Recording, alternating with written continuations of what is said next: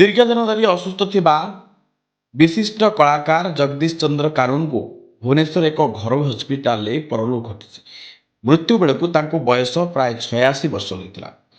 ଲଳିତ କଳା ଏକାଡେମୀ ପୂର୍ବତନ ସଭାପତି କାନୁନଗୋ ରାଜ୍ୟର ସାଂସ୍କୃତିକ ଏବଂ ବୌଦ୍ଧିକ କ୍ଷେତ୍ରରେ ନିଜ ପାଇଁ ଏକ ସ୍ୱତନ୍ତ୍ର ପରିଚୟ ସୃଷ୍ଟି କରିଥିଲେ।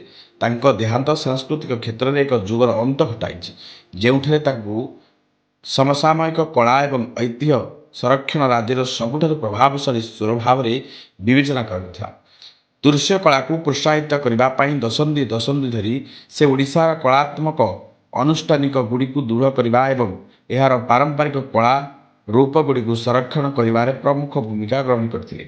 ଓଡ଼ିଶା ଲଳିତକଳା ଏକାଡେମୀ ସଭାପତି ଭାବରେ କାର୍ଯ୍ୟ କରିବା ପୂର୍ବରୁ ସେ 16 ବର୍ଷ ଧରି ଏହାର ସଚିବ ଭାବରେ କାର୍ଯ୍ୟ କରିଥିଲେ। ଏହାର ଅଭିବୃଦ୍ଧି ଏବଂ ପ୍ରସାରରେ ଗୁରୁତ୍ୱପୂର୍ଣ୍ଣ ଅବଦାନ ରଖିଥିଲେ। ସେ ଓଡ଼ିଶା ଲଳିତକଳା ଏକାଡେମୀ ପତ୍ରିକା ସମ୍ପାଦନ କରିଥିଲେ ଏବଂ 1986 ମସିହାରେ ପ୍ରଥମ ପ୍ରକାଶିତ ପ୍ରଶଂସିତ କଳାପତ୍ର ରଙ୍ଗ ଦେଖାଇ ସମ୍ପାଦନ ମଧ୍ୟ କରିଥିଲେ। କଳାକାର, ଶିକ୍ଷାବିତ୍ ଏବଂ ସାଂସ୍କୃତିକ ସଂଗଠନ ପକ୍ଷରୁ ତାଙ୍କ ବିୟୋଗରେ ଶୋକର ପ୍ରକାଶ ଖେଳିଯାଇଛି। ବ୍ୟୁରୋ ରିପୋର୍ଟ, ପ୍ରଭାବ ନ୍ୟୁଜ୍।